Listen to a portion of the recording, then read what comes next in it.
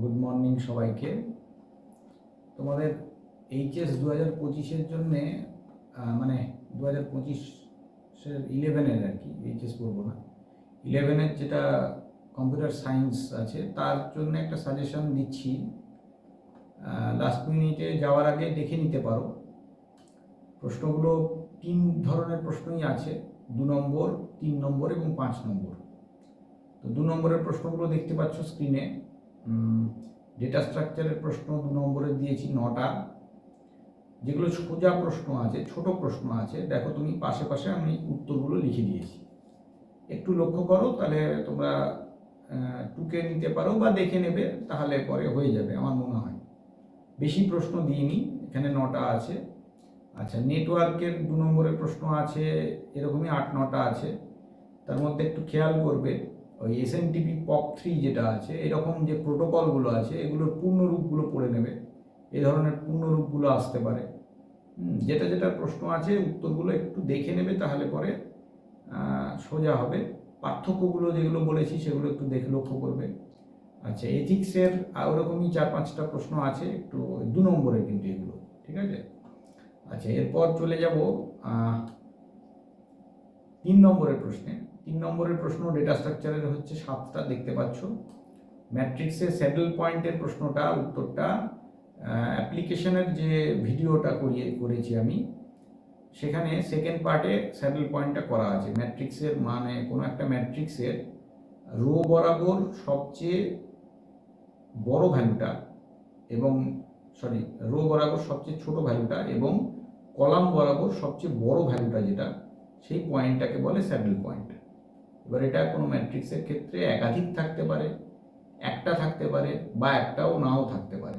এটা একটু দেখে নেবে।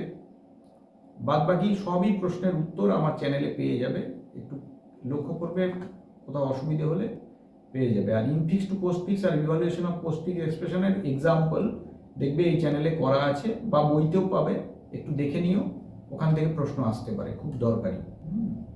আচ্ছা, নেটওয়ার্কের কিছু 3 নম্বরের প্রশ্ন রয়েছে, বেশ কিছু। নেটওয়ার্কটা যেহেতু অনেকটা বড় চ্যাপ্টার, ওই জন্য প্রশ্নের সংখ্যাটা একটু বেশি হবে, কিছু করার নেই। আচ্ছা, এথিক্সেরও বেশ কিছু প্রশ্ন আছে, দেখে নাও। এগুলো হচ্ছে এথিক্সের 3 নম্বরের প্রশ্ন, ঠিক আছে। এরপর চলে যাচ্ছি সবচেয়ে দরকারি পোর্শনটা। সবচেয়ে দরকারি পোর্শনটা হচ্ছে 5 নম্বরের প্রশ্ন, ঠিক আছে। এই দেখো 5 নম্বর প্রশ্ন হচ্ছে ডেটা স্ট্রাকচারের পার্টটা, সেখানে এই প্রশ্নগুলো দিয়েছি। এখানে অ্যালগোরিদম লিখতে দেওয়া হয়েছে। এই স্ট্যাক কিউয়ের অ্যালগোরিদম যেটা আছে, স্ট্যাকের যে পুশপপ বা কিউয়ের ইনসার্ট ডিলিটের, এগুলো একটু ভালো করে নিতে হবে, তোমাদের পরীক্ষায় আসার সম্ভাবনা খুব বেশি, ঠিক আছে। একটু ভালো করে এটা দেখে নেবে। আচ্ছা, তার সঙ্গে দেখতে পাচ্ছ বাবল শর্টের যেগুলো বিভিন্ন কমপ্লেক্সিটিগুলো রয়েছে, ওগুলো একটু পড়ে নিতে হবে।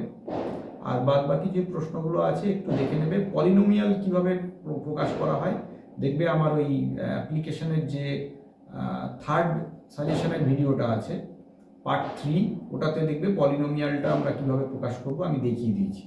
পারলে একটু সাজেশনের ভিডিওটা, মানে মডার্ন কম্পিউটার অ্যাপ্লিকেশনের 3rd পার্ট যেটা আছে সাজেশনের, ওই পার্টটা একটু দেখে নিও, যদি পলিনোমিয়ালটা না বুঝতে পেরে থাকো তাহলে। আদারওয়াইজ বেশিরভাগ প্রশ্নের উত্তরই মানে 90% উত্তর আমার এখানে করাই আছে চ্যানেলে।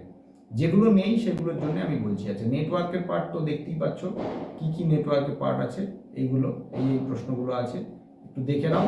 পারলে লিখেও নিতে পারো বা প্র্যাকটিস করে নেবে, টোপোলজিগুলো ভালো করে দেখে নেবে।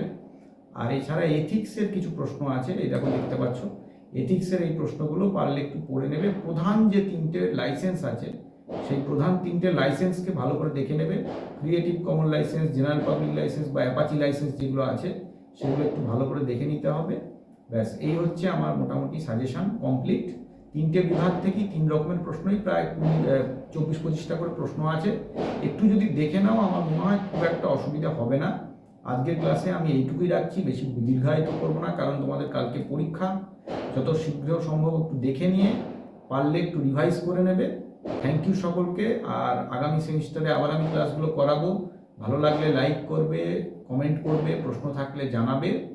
আর নেক্সট সেমিস্টারে আবার প্রথম থেকে ফলো করবে, নিশ্চয়ই ভালো লাগবে।